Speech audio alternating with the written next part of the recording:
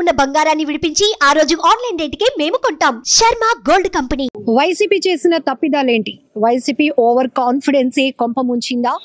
ప్రస్తుతం 2024 ఆంధ్రప్రదేశ్ సార్వత్రిక ఎన్నికల ఫలితాలు వెలువడుతున్న తరుణంలో మ్యాన్ ఆఫ్ ది మ్యాచ్ గా Pavan Kalyan centre of attraction గా నిలుస్తున్నారని చెప్పొచ్చు. ఎందుకంటే ప్రభుత్వ వ్యతిరేక ఓటును చేలనివ్వను అని తీసుకున్నటువంటి డెసిషన్ ని సూపర్ సక్సెస్ చేయడంలో పవన్ కళ్యాణ్ ఖచ్చితంగా విజయం సాధించారు అని ఇప్పటికీ వెలువడిన ఫలితాల ద్వారా ప్రతి ఒక్కరూ పెద్ద స్థాయిలో విశ్లేషించుకుంటున్న పరిస్థితులు కనపడుతున్నాయి. మొదటి నుంచి కూడా మళ్ళీ మనమే విజయానికి సిద్ధం అవ్వండి, సెలబ్రేషన్స్ కి సిద్ధం అవ్వండి అని వైసీపీ చాలా కాన్ఫిడెన్స్ గా కనిపించడంపై కూడా అనేక రకాల విశ్లేషణలు, చర్చలు కొనసాగాయి. ఇది పూర్తిగా ప్రజలు ఎలాంటి డెసిషన్ ఇస్తారు, ప్రజలు ఇచ్చే తీర్పు వరకు కూడా వెయిట్ చేయలేని పరిస్థితిలో వైసీపీ ఉంది. ఓవర్ కాన్ఫిడెన్స్ తో ముందుకు వెళ్తోంది. అదే ఓటమికి కారణం అవుతుంది అనే విశ్లేషణలు కూడా తారాస్థాయిలోనే కొనసాగాయి. అయితే ప్రస్తుతం ఇప్పటికీ కూటమి ఏదైతే తెలుగుదేశం, జనసేన, బీజేపీ 3 పార్టీలు పొత్తుతో బలమైన పార్టీగా ఎదిగి వైసీపీకి టఫ్ ఫైట్ ఇచ్చాయి అనటంలో ఎలాంటి అతిశయోక్తి లేదు. ఎందుకంటే పోలింగ్ ప్రక్రియ, కౌంటింగ్ ప్రక్రియ ప్రారంభమైనప్పటికీ కూడా వైసీపీ ఖచ్చితంగా ఫలితాలు మనకి అనుకూలంగా ఉంటాయి, మళ్ళీ అధికారంలోనికి వచ్చేది మన ప్రభుత్వమే అనే కాన్ఫిడెన్స్ లో ఉంది. ఆ నేపథ్యంలోనే తాడేపల్లిలోని వైసీపీ కార్యాలయం దగ్గర కూడా భారీ ఎత్తున సెలబ్రేషన్స్ కు కూడా అందరూ సిద్ధమైన పరిస్థితి. అయితే ఒక్కొక్క రౌండ్ టెన్స్ చూస్తే కనుక ఫలితాలు ప్రతికూలంగానే వస్తూ ఉన్నాయి. ఎందుకంటే 21 రౌండ్స్ కి సంబంధించి దాదాపు 3-4 రౌండ్ల దగ్గరే ప్రతి నియోజకవర్గంలో పూర్తి స్థాయిలో 90% కూటమి అభ్యర్థులే ముందంజలో ఉండటం అనేది వైసీపీ నాయకులకు కూడా మింగుడు పడలేని పరిస్థితులు కూడా ఉన్నాయని చెప్పొచ్చు.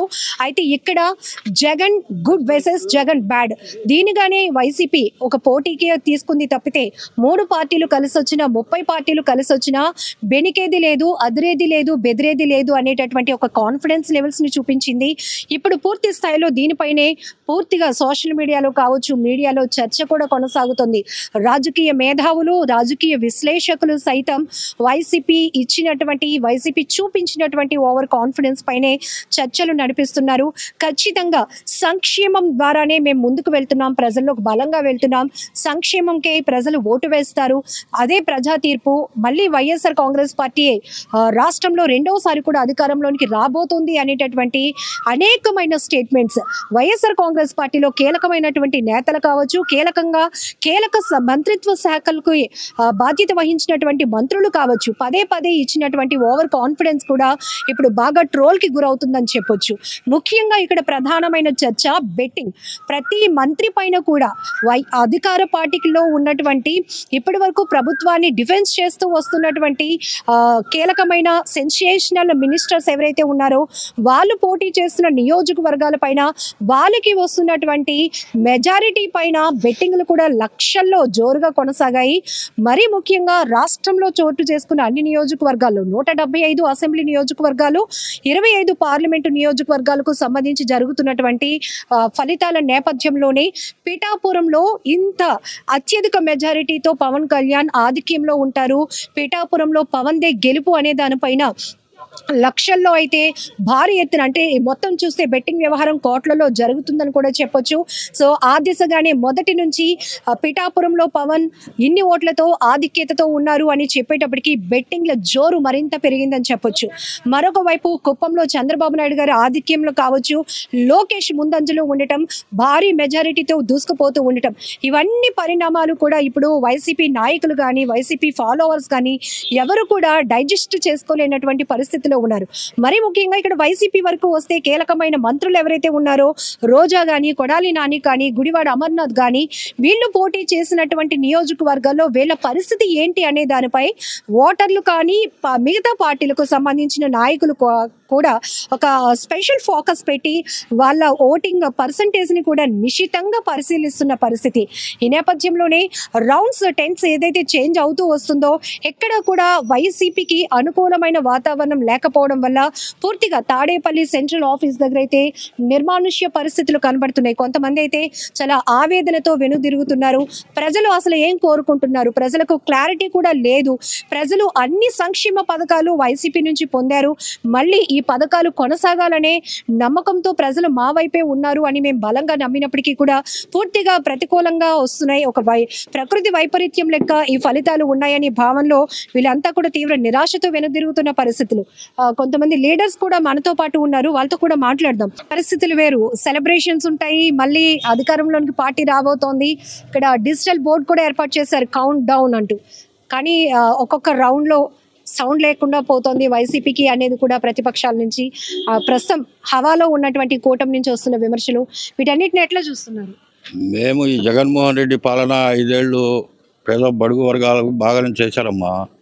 ఈ కనీసం 95 సీట్లు 100 సీట్లు వస్తాయని మేము ఆశించాం, 110 దాకా. కానీ ఇది ఏదో కొద్దిగా గోల్మాల్ కనిపిస్తుంది. బీజేపీ దాంతో కలవటం, జనసేన కలవటం, ఇదంతా కొద్దిగా ఏదో కొద్దిగా మనకి తేడా కొడుతుందని మేము ఆశిస్తున్నాం. ఇది క్లిస్టర్ క్రియల్ రిజల్ట్స్ గా కనపడుతోంది. ప్రతి రౌండ్ లో పారదర్శకంగా ఫలితాలు అంటే కౌంటింగ్ కూడా జరుగుతోంది. ఎక్కడ ఈ ల్యాబ్స్ జరిగాయని మీరు ఎందుకు ఆ రకంగా తీసుకుంటున్నారు? ఇది ప్రజల తీర్పుగా ఎందుకు మీరు యాక్సెప్ట్ చేయట్లేదు? మ్యాన్ మేడ్ థింగ్ ఎప్పుడైనా కూడా అండర్ కంట్రోల్ హ్యూమానిటీలోనే ఉంటుంది కాబట్టి మేము అనుమానించిన అవసరం ఉంది. అది man made things are humanity controlled. అలాంటప్పుడు కంపల్సరీ అవకాశం ఉంది అని మా అభిప్రాయం, అంతే, వేరేది.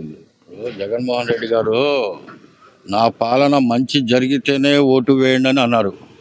ప్రతి ఇంటికి జగన్మోహన్ రెడ్డి ఇచ్చిన సంక్షేమం ప్రతి ఇంటికి చేరింది. రాత్రి 11 దాకా లేడీస్ కూడా ఫుల్గా పోలింగ్ జరిగింది. ఇది ఏదో కొద్దిగా అనుమానంగా ఉంది మాకు, దాని మీద మేము విశ్లేషిస్తాం దానికి. అంటే ఇక్కడ అభివృద్ధి లేదు, అభివృద్ధినే రాష్ట్ర ప్రజలు కోరుకుంటున్నారు అనేది కూటమి యొక్క నినాదం. అది ఇప్పుడు మమ్మల్ని గెలిపిస్తోంది. అదే సంక్షేమ నినాదం ఏదైతే సంక్షేమం మాత్రమే పథకాలు ఇచ్చి డబ్బులు ఇచ్చేస్తే సరిపోతుందనే ఆలోచనలో వైసీపీ ఉందో దాన్ని ఖచ్చితంగా ప్రజలు వ్యతిరేకిస్తారు అని కూటమి మొదటి నుంచి చెప్తా వచ్చింది. ఈరోజు మా గెలుపుకి కారణం కూడా పూర్తిగా వైసీపీ మీద ఒక కసితో ఓటర్లు ముందుకొచ్చి ఓట్లు వేశారు. మహిళా ఓటర్ల సంఖ్య కానీ, పోలింగ్ శాతం పెరగడం కానీ పూర్తిగా అది వైసీపీ మీద ప్రజా వ్యతిరేకత అనేది కూటమి చెప్తున్నమాట. మీరు చూసి మహిళలు ఓటు వేశారు, అది ఖచ్చితంగా ఆ ఓట్ బ్యాంక్ అంతా వైసీపీదే, ఏదో మతలబు జరిగింది అంటున్నారు. దీన్ని ఎట్లా చూడాలంటారు? ఇప్పుడు వైసీపీకి ఎన్నముక లాంటి వాళ్ళు ఎస్సీ, ఎస్టీ, బీసీ, మైనార్టీలు, ఇంకా భారీ సంఖ్యలో మహిళలు వేశారు. ఈ ఓట్ బ్యాంక్ అంతా వైసీపీదే. అలాంటిది ఈ ఓట్ బ్యాంక్ అంతా మేము ఎక్కడ అడిగినా వైసీపీకి వేసామంటున్నారు. కానీ మాకు ఏదో కొద్దిగా తేడా కనబడుతుందని మేము దాని గురించి ఆలోచిస్తున్నాం.